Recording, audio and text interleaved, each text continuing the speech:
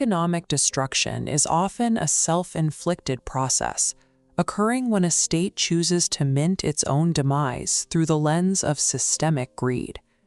At the peak of its prosperity, the Roman Empire maintained a massive accumulation of real physical wealth.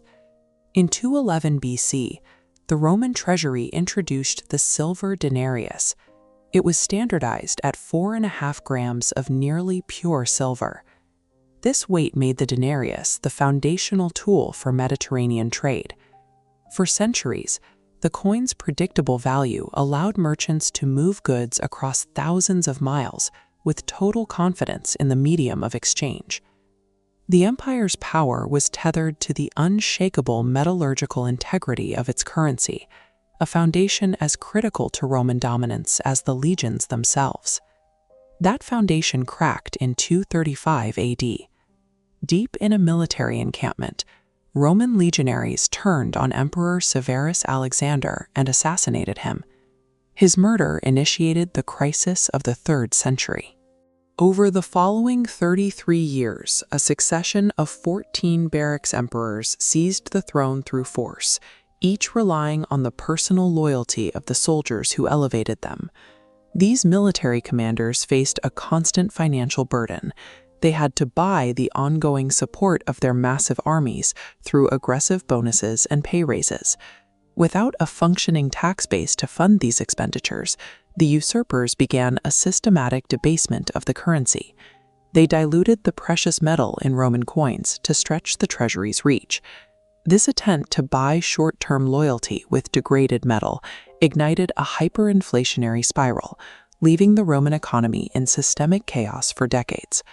The cost of maintaining the military's favor escalated rapidly. Under Augustus, a soldier earned 900 sestertii a year. By the time of Septimius Severus, that obligation had risen to 2,000. This chart tracks the silver content of the Roman denarius from 85 AD to 274 AD. Purity began at 93.5%, then dropped sharply as successive emperors mixed the silver with cheap base metals. The state's deception reached a critical point in 215 AD under Emperor Caracalla. Caracalla introduced the antoninianus. It carried a legal face value of 2 denarii, but contained only 1.5 denarii worth of silver. It was a mathematical fraud designed to inflate the government's purchasing power. This gap between face value and metal content triggered Gresham's law: bad money drives out good. Citizens recognized the fraud immediately. They hoarded their older, pure silver coins as savings and used only the debased Antoniani to pay their debts and taxes. The Roman populace outmaneuvered the state. By removing high-purity silver from circulation, they stripped the real wealth from the economy, leaving only the government's failing currency in the marketplace. Supply shocks worsened the crisis. Iberian silver mines were exhausted, and because Rome had stopped conquering new territories, the influx of fresh precious metals had ceased. To monetize the deficit, imperial mints produced billions of coins made from bronze alloys heavily mixed with lead, often giving them a thin, deceptive silver wash. By the mid-3rd century, the silver content of the empire's money had collapsed to 2%.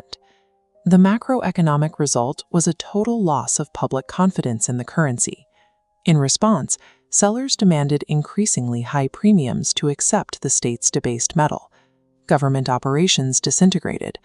As taxes were paid in worthless fiat, the state lost its ability to purchase supplies, eventually forcing emperors to violently seize private property and grain. This curve illustrates the resulting price explosion. For example, the cost of ordinary wine inflated by a staggering 6,300% compared to the early empire. The hyperinflation destroyed the internal trade networks of the Pax Romana. Merchants could no longer safely calculate the future value of their goods, and markets that had thrived for centuries were abandoned. Money had reverted to its base metal value. The Roman state had effectively broken its social contract with the people.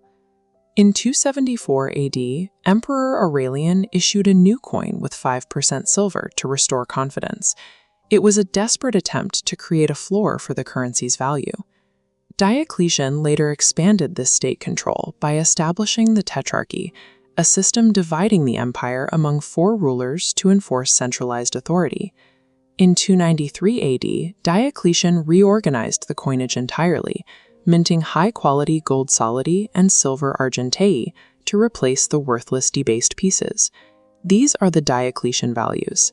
Setting the solidus at 1,000 denarii failed because face values were lower than the metal's market value. Minting at a loss bankrupted imperial mints. To maintain the system, the state requisitioned precious metals from citizens for nearly worthless coins. Simply re-tariffing a currency cannot overcome the gravity of a structural deficit. In 301 AD, Diocletian attempted a final extreme measure, the Edict on Maximum Prices. It attempted to legally freeze prices for over 1,000 goods. Anyone caught charging more than the state-mandated limit faced the death penalty. Diocletian blamed the inflation on the unchecked greed of merchants. He ignored that expanding the money supply was the primary driver of the crisis. The edict proved impossible to enforce, failing to account for regional availability or shifting transport costs. Instead of fixing the economy, the edict caused paralysis.